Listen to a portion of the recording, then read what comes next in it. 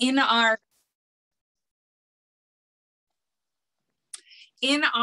community, corn is of great importance. It's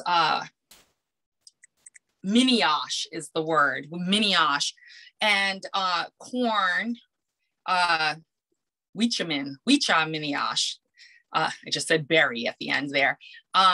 This is flint corn, Narragansett flint corn, and this is actually Narragansett flint corn that was harvested and grown through the Narragansett Food Sovereignty Initiative. Some of you were on the talk the other day with Cassius and Loren Spears. Well, this was the community grown Narragansett flint corn. And so corn is extremely important in our community. We have several ceremonies that are related to corn. There's the corn planting moon and the corn ceremony for planting that corn, building up those mounds and ensuring that we could create the three sisters of corn, bean, and squash. We talked about that a little bit yesterday. And we have the green corn harvest, which is the early corn harvest. The Narragansett Nation's powwow derives from that green corn harvest, and the Narragansett August Meeting powwow is the oldest native recorded, keywords recorded, gathering in the nation, 346 years, I believe, this year. And so there are many varieties of flint corn. There's this heirloom or heritage seed Narragansett flint corn.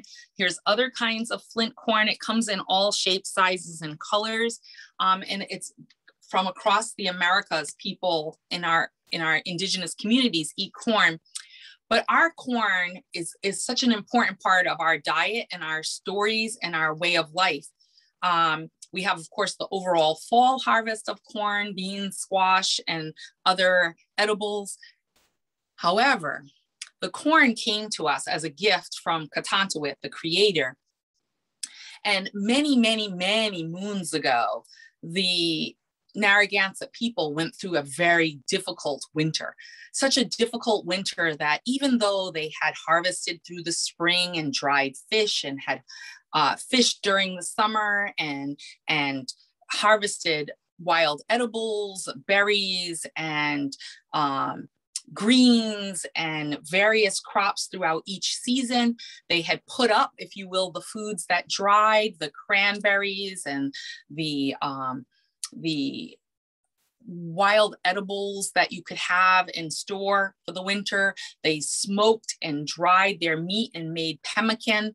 And even though they had done all this work this particular winter, they had a tough winter. And the tough winter had lots of sochipo or snow, and it kept snowing and snowing. So it was difficult to hunt the game. It was difficult to ice fish. And when the season started to turn towards spring, they got more snow, and the snow got higher and higher. And the people, they were praying to Katantawit for help because they were starting to have a starving time in which they did not have enough to eat. And so they prayed and sang songs, and they continued those things.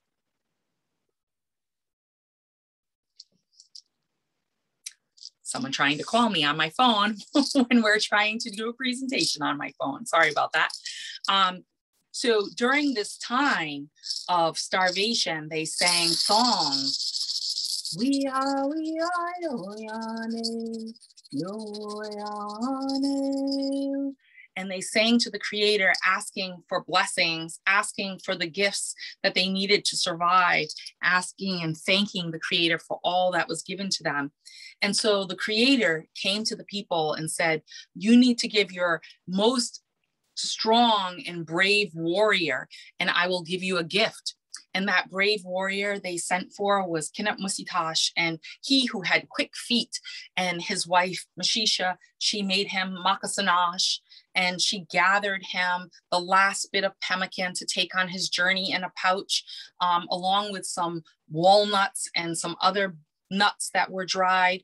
And the community, they sang songs for him and said prayers for him as he set off on this long journey to the Southwest. And as they went to the Southwest, he had to travel many, many moons, day and night, and season after season.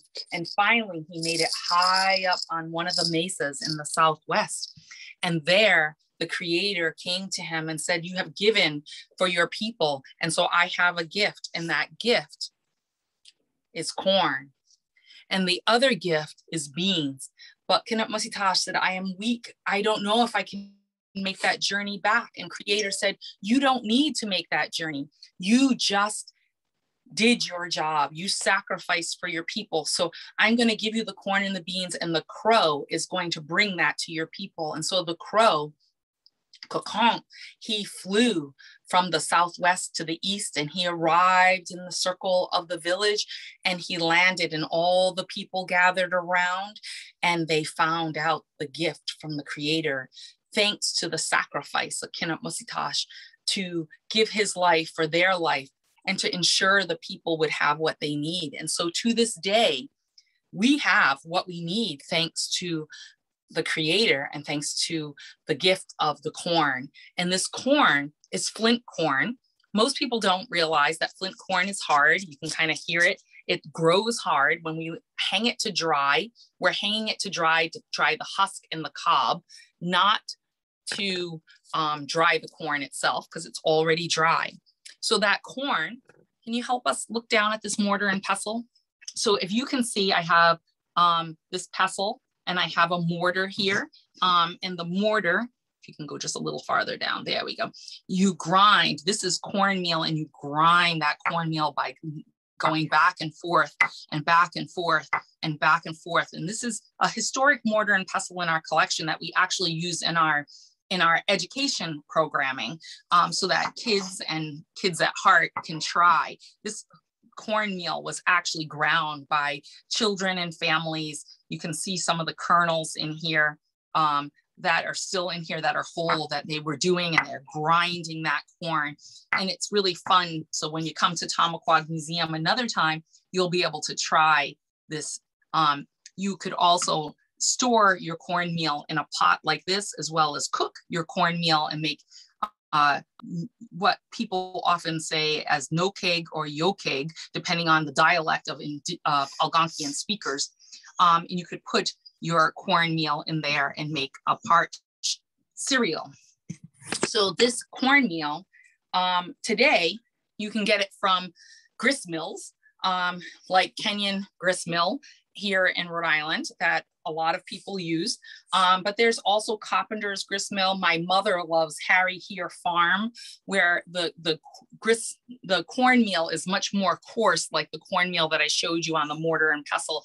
She likes hers very old fashioned. But for people that have never had it before, I find that Kenyon's, because it's very refined, is a nice one for people to try.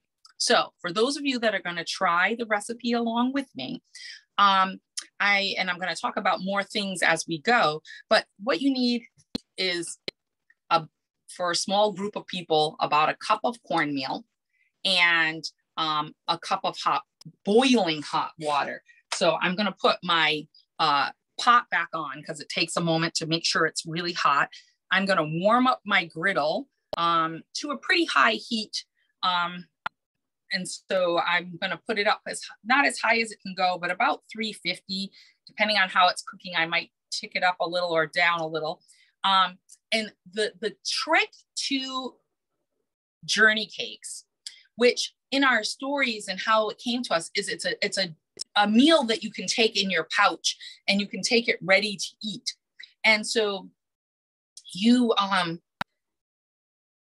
it can go with you on a journey. So once we had this gift of corn, we were able to put our pemmican, the venison jerky, if you will, that might be pounded with cranberries or sunflower seeds, and they could be put in your pouch along with a couple of these dry cornmeal cakes. And it gives you a very well-balanced diet, and it's sustainable, because our people would have it all winter long in its dry form.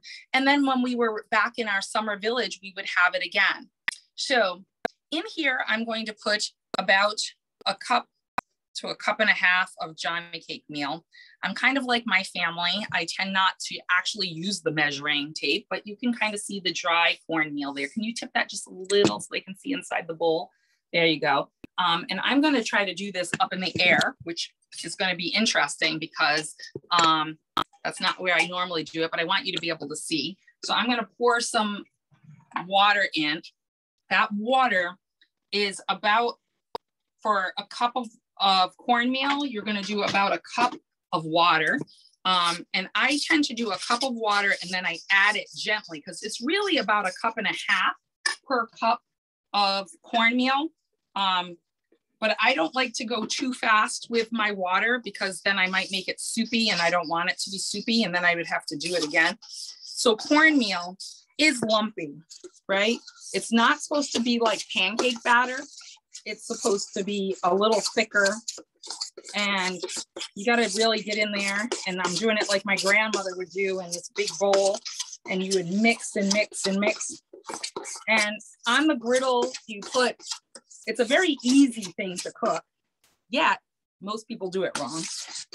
My grandmother, Eleanor Dove, won many awards for her amazing Johnny cakes.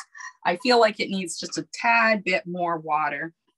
Now, some people put sugar in their Johnny cakes.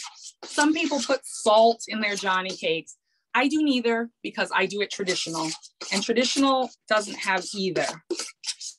And this is a pretty good consistency. See, it's thick, but it still drops. It's very wet all the way through. You don't have any dry patches. The key to the whole thing for Johnny cakes is scalding the meal, as the old timers say. You scald the meal. Now, if I'm going to add something to it, this is when I add them. So I'm going to add sasaminiash or cranberries. And so they were originally known as craneberries. And these grow here in, Southern New England, the Great Lakes area. We pick wild cranberries every single year at local places near us. So that feels like a lot. So I won't put all of those in. I tend to, when I cook, for a large number. I'm doing a small batch because there's only myself and Rico here. And I don't think we can eat all these Johnny cakes ourselves. Maybe we can, but we'll see.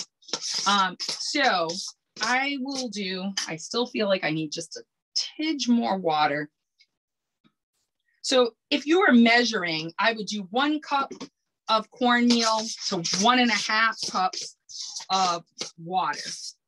But you also can start to get to how you know the feel or the texture of it for yourself. Now, some of the folks that live here in Southern New England and in Rhode Island, we call them swamp Yankees, which I don't know if that's a politically correct term anymore, but nonetheless, they sometimes like theirs really thin and kind of crispy all the way through. That is not the way that I was raised to eat them and not the way I was raised to make them through my grandmother and my mother and my aunties and so forth. Johnny cakes should be about that thick. And the outside should get crisp and golden brown, but the inside should be soft. And that's where the scalding the meal comes in. So I'm going to make sure my oil. Now, people always ask me, what kind of oil do you use? In my household, whatever kind of oil I have. Historically, you might have used bear fat. You might have used whale blubber or fat. You might have used nut fats. So it doesn't matter. So when I'm plopping, I like to use 2 spoons. You take it, and then you use the other spoon to dab it down. And I'm going to basically plop them on right across my griddle. And then, let's see, I guess if I'm being neat, I'll do 8 of them on here. When I'm at home, I try to jam as many on as I can, but it doesn't necessarily look pretty. So we'll go with 8 and it will look nice. And Rico and I can have lunch. So it's really important for you to know that you need to dab the spatula with oil. So I started to say, what kind of oil did you use? Any kind of oil. Today I'm using corn oil. You can use olive oil. You can use vegetable oil. You can use bacon fat. You can use any kind of oil that you want. Just know that olive oil sometimes can burn, so you don't always want to use the olive oil in this, you have to be careful of the temperature. So with Johnny cakes, the next most important thing is how long they cook. Minimally 3 minutes on one side, and then you flip, and then 3 minutes, 2 to 3 minutes on the other side. Some people try to make them like they're a pancake, and they kind of put them on for a minute, flip them over and take them off. Then the inside middle is undercooked, and then it can be gritty. And so if you want to have a nice creamy inside texture, it's really about the time that it cooks. So in here, I brought a bunch of things as we're having things cooked. Here's a basket that I made that we could be gathering the corn when we're harvesting it from our garden. We also have a beautiful gourd bowl. This gourd bowl was made by Steppenwolf, who is a Mohegan artist, and it's made out of a beautiful gourd. Things are from our garden. You could be storing your cranberries in here. You could be putting cornmeal in here. You could be doing a variety of things for foods and harvest. But when you're harvesting the corn, you might make these beautiful dolls for your children. These were actually made by my children when they were little. They're now 27, 25, and 21. And so I can use all of those things in different kinds of ways. So corn is something that we eat all year round. In the winter, we'd have our dried corn meal, and we would make the yolk egg, which is kind of like a corn cereal, if you will. It's basically eating this, when we make the mush, as my grandmother called it, when we eat the cornmeal mush, it's kind of eating that. If you think of cream of wheat or oatmeal or grits, it's kind of that kind of a texture, and you would eat that. You could have your Johnny cakes. You can put cranberries in them, blueberries in them, huckleberries, choke cherries, black cherries. You can put nuts in them. Some people like them with nuts, like walnuts or hazelnuts, or any kind of nut, I guess. Any kind of nut that you'd like. You also can eat them as a breakfast food. So you can have it as breakfast with, your breakfast meats and your Johnny cakes and syrup. Today, I just ran to the store and grabbed some syrup, but I would encourage you, if you live in Southern New England, to go to Mashantucket. They have a sugar house where they make their own maple syrup, which we have gotten in the past, but I didn't have time to run there today. So you can have it as that, but you can also have it as a side dish. Instead of potatoes or rice or other starch, you can just have Johnny cakes. When my grandparents owned Dovecrest restaurant from 1960 to 1984, they would put 3 Johnny cakes on your plate as your starch. So you could have it like that. My favorite way, other than as a fruited cake like this with blueberries or cranberries, which are my 2 favorite berries in Johnny cakes. You also could have your Johnny cakes with something over top. So you could have it as a full dinner or a full meal. So you could have, if you think of like a venison stew or any kind of stew, like a thickened gravy, as opposed to a soup, a thickened gravy, anything that's a gravy texture. You can make a venison gravy, you can make an elk gravy, you can make a moose gravy, you can make a beef gravy and put it over top of your Journey cakes. Or you could do what I really love is codfish on Johnny cakes. My grandmother used to make cream codfish on Johnny cakes. Today, I've learned how to make that using an alternate kind of milk, like an almond milk, because I don't do dairy. So that gives us an opportunity to have these. I'm just going to double check these bottoms here for a second. This is not the best way to check, but it's a new griddle for me today. So I wanted to make sure they're done. I'm going to give it another moment and see, because I like it just a smidge browner. And so you can cover them with any kind of gravy or creamed meat or fish. You could do it like with what people might call a seafood Newburg, which is kind of seafood in a kind of a creamy sauce, any of those kinds of things. Now, obviously the seafood itself is indigenous, the creamy part is not, but you actually can make some creaminess using water and like cornstarch and alternate milks and things like that. So I'm gonna flip one of these now and just see whether we're looking good. Oh, nope, I still think we need another minute. I wanna make sure that the middle's not getting too, I'm being silly here. It's hard to do things up high so that you can see. I still think they need another moment. One of my daughter's favorite stews or gravies is snapping turtle stew. I don't know if you've ever had it, but it's very delicious. It's kind of a texture like a beef or a red meat. This happens to be a snapping turtle bag that was made by a relative of mine. And my husband is actually the chef of the snapping turtle stew when we have it. It's a complicated process and he's very good at it. So we'll have lots of different kinds of soups and stews that you could have as a side dish for this, but you can actually use the cornmeal when you make the mush. You can plop it in your stew and let it cook like a dumpling as well. It's thicker than like a floured dumpling, but it's still very, very good. So I'm going to give this just about 30 more seconds and then I'm going to flip them all. Let's see.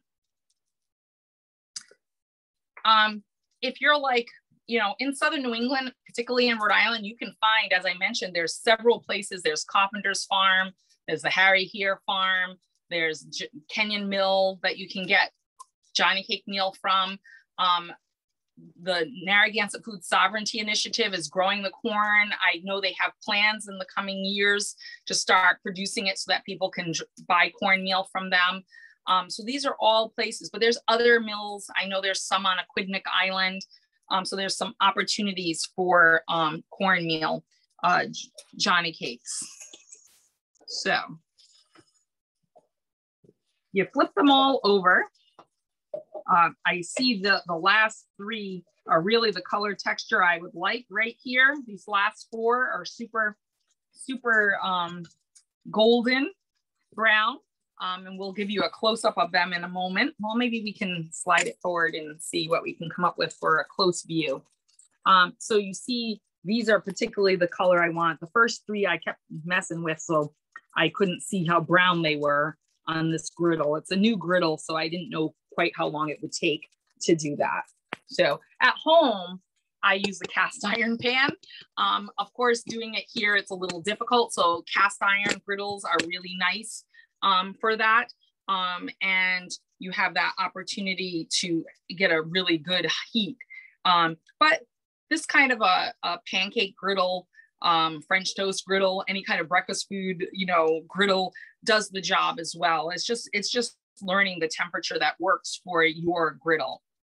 Now, you could have Johnny cakes with all different kinds of foods, and it's really, really delicious. So while they're cooking, I'm wondering if there's questions. I can't really see well on here, but maybe one of the hosts can let us know if there's a question or two. Folks, feel free to raise your hands if you have a question. Loren, we just have a few comments in the chat about, Onika said, wanted to share Johnny cakes. Were a big part of my Caribbean West Indian heritage. Our African ancestors used cassava to make Johnny cakes, and our indigenous ancestors in the Caribbean used plantain flour. My grandma and dad used cornmeal and wheat flour. And then we got a Oh, lot that's of so hungry folks in the chat. Yeah, well, hopefully they're making Johnny cakes alongside me. When I've been in the store, sometimes I see this cornmeal too, and I've never really made Johnny cakes with it, but it is a stone ground white cornmeal, and so I think you could make it with this. The question for me was it the same texture I was used to? One of the other things that I've been known to do is mixed cornmeal. So like Kenyon's is very fine. Harry here is very coarse. So sometimes mixing the two and you get a bit of the coarse with the fine. I find when it's someone's first time ever having a Johnny cake, that if I go with a more ground cornmeal, they're more happy to, to eat it and to like it. And other times they're a little more reserved. In our communities too, we would be harvesting the maple sugar, Wakoni neat, or sweet water, and cooking it down to the maple sap, to the maple sugar or maple syrup for our meal. Each of these things are part of our culture and our tradition. And it's a very simple thing to cook, but you would be surprised at how many people, when I've done this live in like libraries, have said, well, I tried it once and it came out bad. And so I just thought I didn't like Johnny cakes. And then they have it from someone who makes them regularly. My family eats them all year round. We eat them for breakfast, we eat them for dinner. It doesn't matter. We eat Johnny cakes all the time. And so when you're used to having them, you get used to the texture that you like, and the consistency that you like. And that helps. It helps this is worrying me. I think our griddle's off. I'm gonna see if I can get to the other plug. This is what happens when you're live on TV with electric appliances. I think I might have blew a fuse over there. Can you reach that cord? Let's see if I can do this. I'm gonna turn the griddle around and see if I can reach this other plug, because all of a sudden I heard no sizzling and no cooking. And so we need the other half of this to cook now that I flipped them over, and hopefully that will work and we can finish cooking those Johnny cakes. So in our culture and in our community, corn is a really important part of our culture and our community. It's about fertility of our people, because when the crow via the creator brings the corn and the beans to us, it gives us the food that gives us the sustenance for those long winter months when maybe all your dried things like your squashes and your berries and other things may have perished over time. The things that, may make it to a certain point, but not make it all the whole season. It gives you a very strong base to your diet of carbohydrate and fiber, and it's really healthy for you.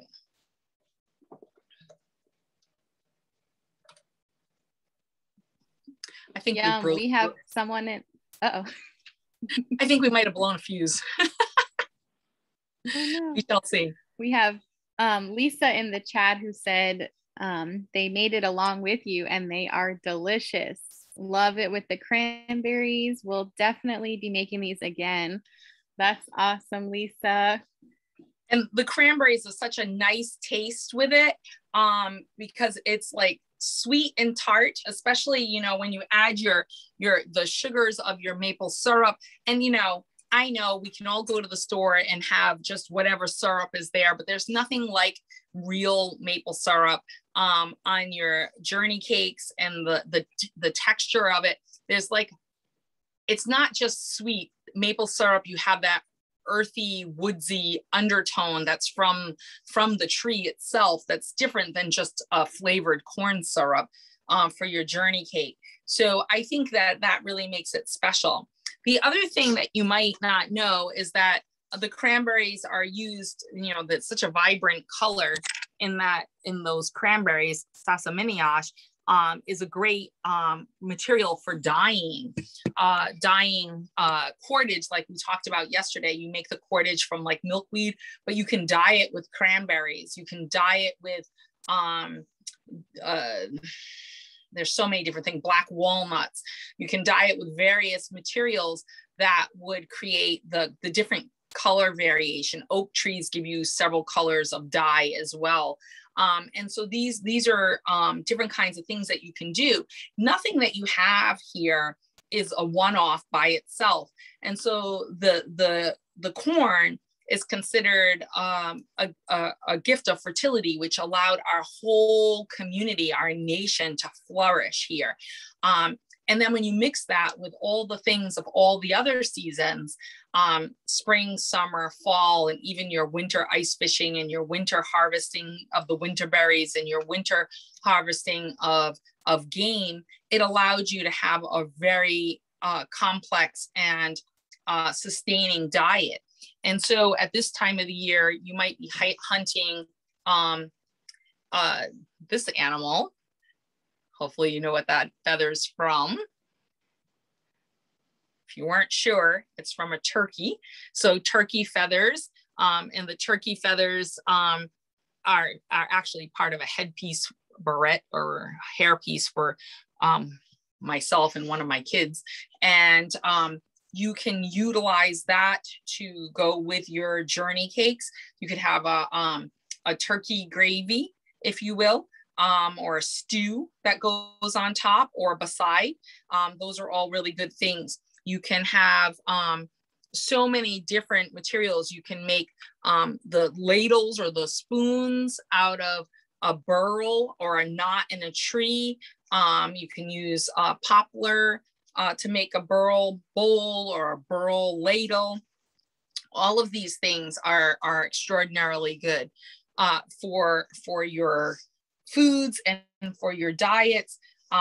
One thing I love is when you do it old fashioned, if you're grinding with your mortar and your pestle, you're actually getting a lot of physical exercise.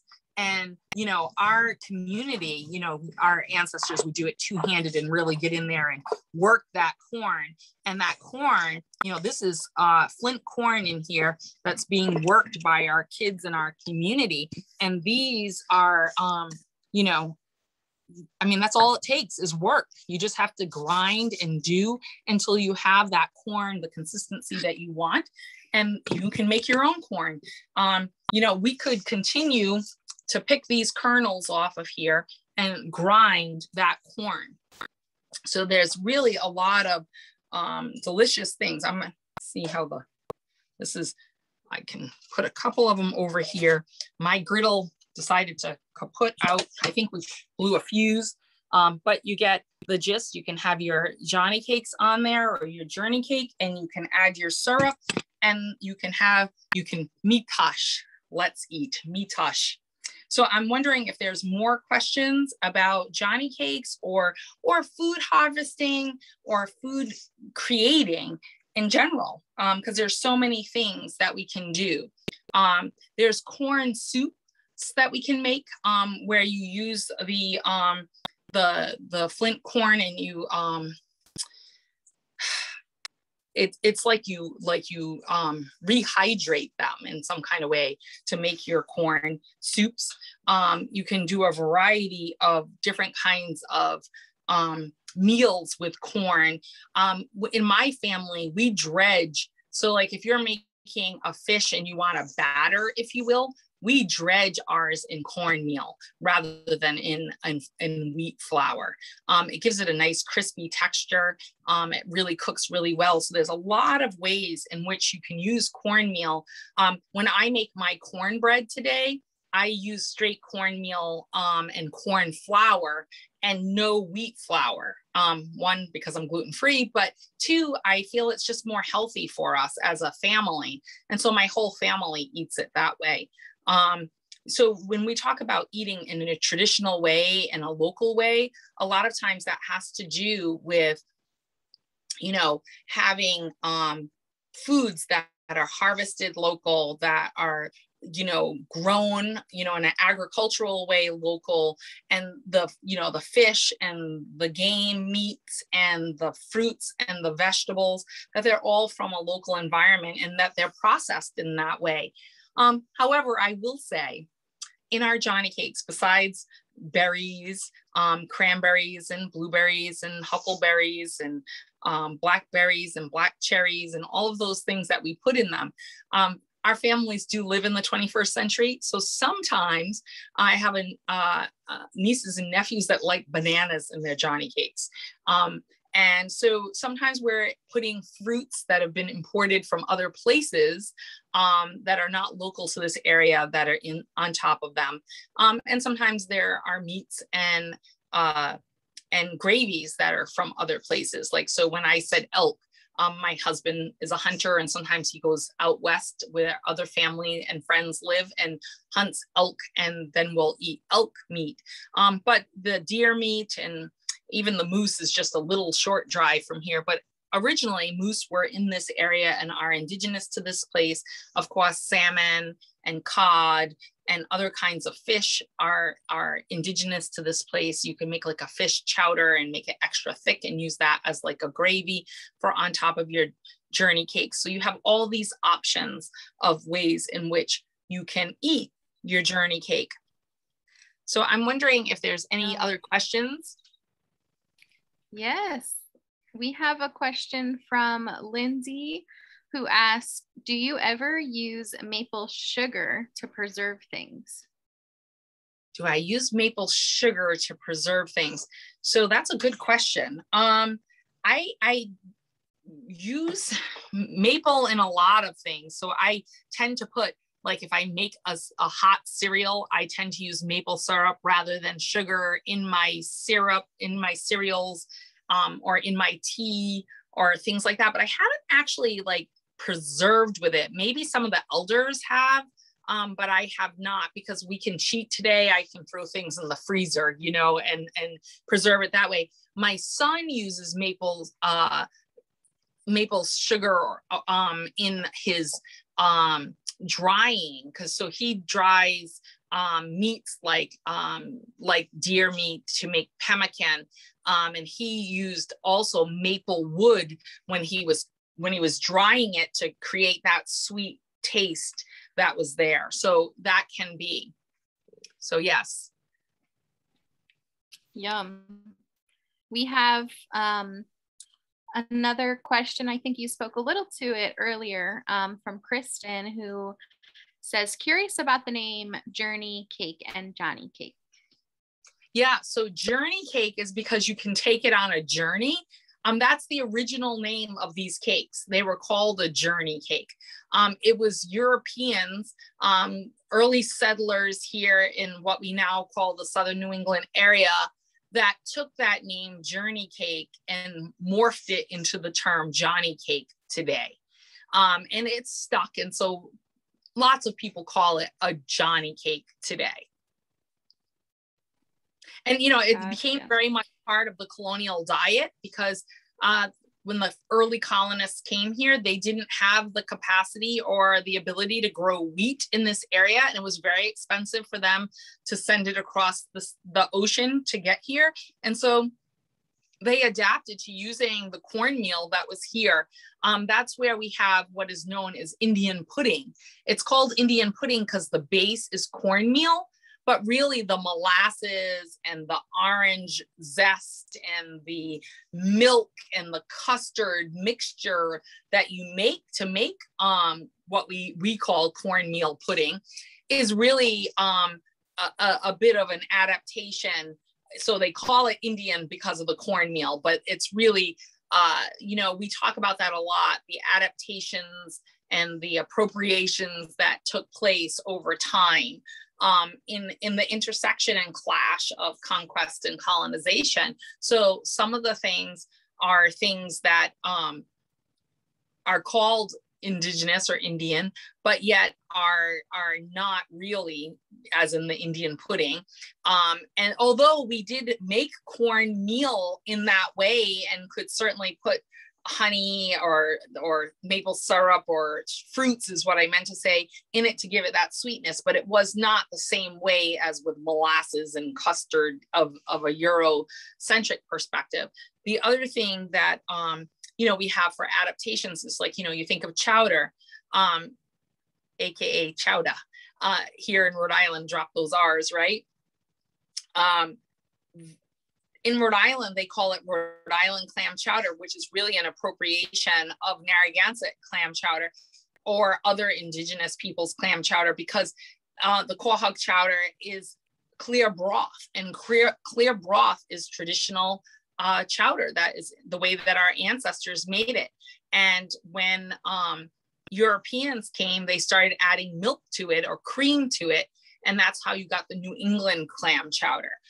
So there's those different adaptations. And then there's Manhattan clam chowder, which has a tomato base. That's my least favorite of the chowders. Well, I don't eat the creamy either because I don't do any dairy, but nonetheless, there's those different kinds of adaptations. Of course, there's the traditional clam bake that has the lobster and the crabs and the clams, soft shell and hard shell, the corn and potatoes and various other foods that are part of it. But corn and cornmeal is eaten all year round. When we would go from our winter homes to our summer homes via the river systems, and when we get out by the open ocean or the bay, we'd set up our villages, we'd plant our crops in early spring, but we would have already moved there at this point, and we would, or mid-spring, and would have moved to our summer village where we're harvesting fish and early spring greens and spring edibles, and but we still have this cornmeal in which we can eat to support our diet, to support that transition when all the crops are not in the ground yet, and all the things that come from nature that are in the forest aren't necessarily ready to harvest either. And so when we plant the corn, let's say early May, right? That first harvest is in early August. And then you have the late harvest at the end of September-ish, depending on the weather. And so you have those harvests, but you have to feed your people from the time you move to your summer village till those other crops come in. We have the green bean Thanksgiving is one of the first harvests of our garden because it happens in early summer. And at the same time, you're harvesting the agricultural crops, you're also gathering the things from the forest and the fields, as well as the salt ponds and the ocean. So the fish and the water plants and the various field greens and berries and the like. And all of those things are being harvested along with while you're growing and tending and utilizing last year's stores of corn. We would store the cornmeal in what is known as a cache. It's where you dig out the ground and you make and you line it with the mats, and you would put, bags and sacks, if you will, of cornmeal down there, and they would be kept there. So when you went back to your winter village after you harvested your corn, you braid those husks together and you take some of them with you and hang them in your home, and your larder is now full, ready for you to grind the corn as needed. But if it was a tough winter, now all you have to do is send runners to your summer village to access your stores of corn and beans and other things that are dry like that, but particularly your corn. I mean, here in Rhode Island, when they did the Site 110 down in Narragansett, what is known as the Salt Pond site, there's about a a short film, maybe 40 minutes or so, called Woven in Time, that speaks to that archaeological site. But it also speaks to how archaeologists had it wrong. And in the earlier days, they kept saying we didn't eat corn because they hadn't proved it yet. That site proved that we not only ate corn, but we stored corn, and that we were here for more than 20,000 years. So these are the kinds of things that scientists, sometimes take longer than they should to figure out. But what we know through our oral history and our oral tradition is that we've always been here, and that our oral tradition is valued and valuable in the understanding of our people and of this land and of our community. And corn was an important gift to us by the Creator, and the corn meal helped to sustain us and thereby give us this gift of fertility for our people, so that we could become one of the largest nations in this region, and to have the sustainability for thousands upon thousands of years and care for our families and communities. Are there any other questions? Wow, Loren, that was beautiful. I want to thank you for sharing everything yesterday at the keynote and this deep dive into not just the Johnny cakes, but just such a rich history. So thank you so much. We have a lot of people in the chat excited about this recipe and what you shared with us. And yeah, thank you so much. I shared a link to the Tamaquag Museum where you can follow Loren's work, and want to keep people updated. We have, yeah, no problem. We have our network. If you're able to share the notes in the chat, I'd love to see them. But where I'm doing this on my phone today, I can't really see the chat very well. Yes. Well, we're gonna post the recording of it and hope to have it translated into Spanish eventually as well. And a reminder for folks, we have our networking session at 12:30 if you all want to join, and then our afternoon session block starts at 1 o'clock. So Loren, again, thank you so much for your time today and such a beautiful sharing. Katabatash, Kanupiam, you're welcome. Thank you. Peace, everyone. Thank you.